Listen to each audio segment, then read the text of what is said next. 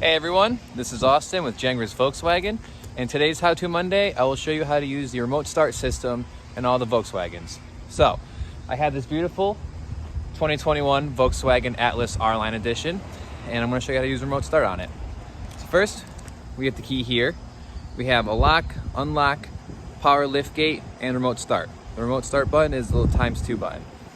First thing we need to do is make sure the car is locked. Next, we're gonna hit that ×2 button 2 times.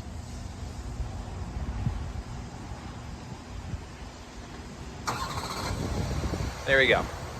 Now, when the car is in this mode, it will stay on for about 10 minutes. And then if you haven't gotten into the car and hit the start button by then, it will shut down.